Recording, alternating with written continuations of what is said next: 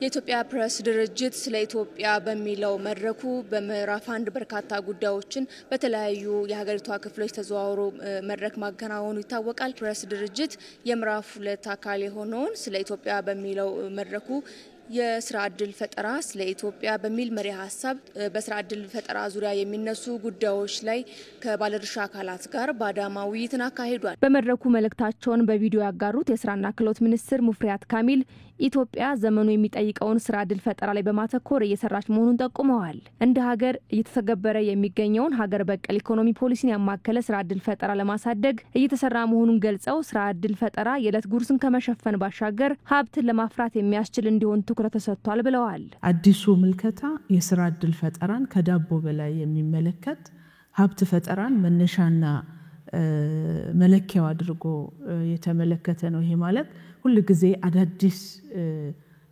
እውቀቶችን ወይ በሂደት ላይ ወይ በፕሮሰስ ላይ ወይ በምርት ላይ ወይ በግብይት ስልትና ስርዓት ላይ አዳዲስ ነገሮችን መጨመር ታሳቢ ያደርጋል ማለት ነው። ሶ የኢንተርፕራይዞቻችን አፈጣጠርም ከዚህ ጋር የተሰናሰለ ይሆናል። ይሄ ሲሆን ኢንተርፕራይዞቻችን ለአጭር ጊዜ ታይተው የሚጠፉ ሳይሆኑ ጥራት ባለው መንገድ የሚቀረጹና ወደ ተግባር ሲገባም ሀብት የሚፈጥሩ ስለሚሆኑ የመዝለቅ እና ዘለግ ያለ ጉዞ የመጓዝ እድላቸው ሰፊ ነው የሚሆነው። ለዛ ደግሞ ክህሎት መር መሆን አለበት የሚል ነው።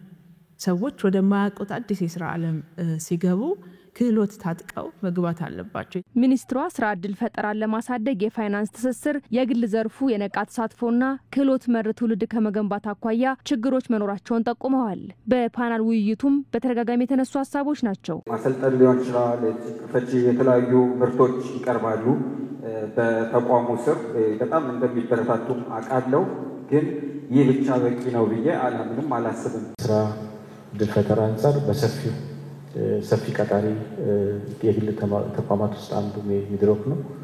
የበለጠ ግን አሁን ባልናቸው ጉዳዮች ላይ ያሉትን ማነቆች እንዲፈተን እንችላለን የሚል ነው። ለስራ ፈጣሪዎች የፋይናንስ ትስስርን ከመፍጠር አኳያ በርካታ ስራዎች እያከናወነ መሆኑን የሚገልጸው ልማት ባንክ የማክሮ ኢኮኖሚ ማሻሻያው የሊዝ ፋይናንሲንግ ላይ ጫና መፍጠሩን በመጠቆም በቀጣይ ይስተካከላል ብሏል። እንዲሁም ስታርታፕን ማገዝ የሚያስችለው አዋጅ ተግባራዊ ሲሆን ስታርታፕን ማገዝ እንደሚቻልም አንስቷል። ሰዎች ስራን መፍጠር ያን ስራ አውቀው ሊገቡበት ይገባል።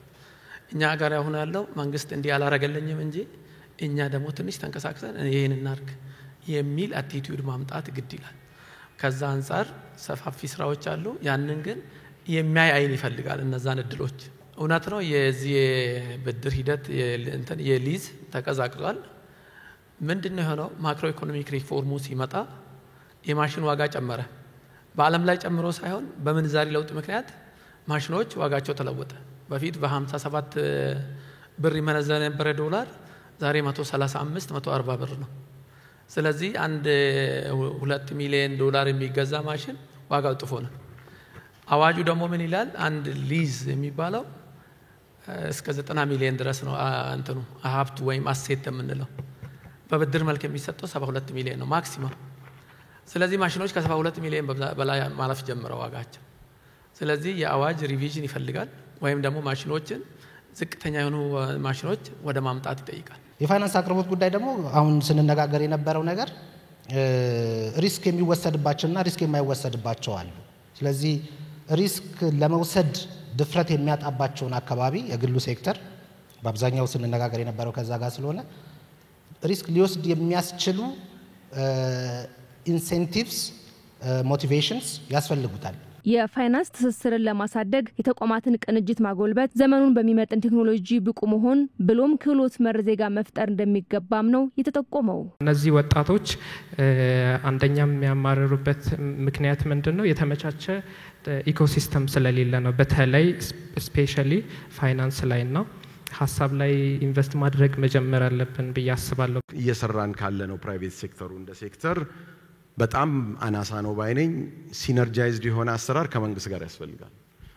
የተመረቁ ምሩቃኖችን በአፓረንቲስ ማሰራት፣ ማይንድ ሴት መለወጥ ላይ አብሮ የግሉ ሴክተር ሲነርጃይዝድ ሆኖ መስራት አለበት። ለዚህ የተቋቋመው ሚኒስቴር መስሪያ ቤትም ይሁን ዩኒቨርሲቲዎችና ፕራይቬት ሴክተሩ ሲነርጃይዝ አይደሉም። አሁን ላይ የበለጠ ለማድረግ ሲነርጃይዝድ ሆነው ፕላን አድርገው መስራት አለባቸው። ዘርፉን ለማሳደግ የግሉ ዘርፍ ቅንጅት ትልቅ አበክሮ ስላለው ትኩረት ሊደረግበት የሚገባና እንዲሁም ስራውን ከሚፈጥሩት አካላት ጀምሮ የተለያዩ ባለድርሻ አካላት በቅንጅት ሊሰሩበት የሚገባ ጉዳይ እንደሆነም በመድረኩ አጽንኦት የተሰጠበት ጉዳይ ነው።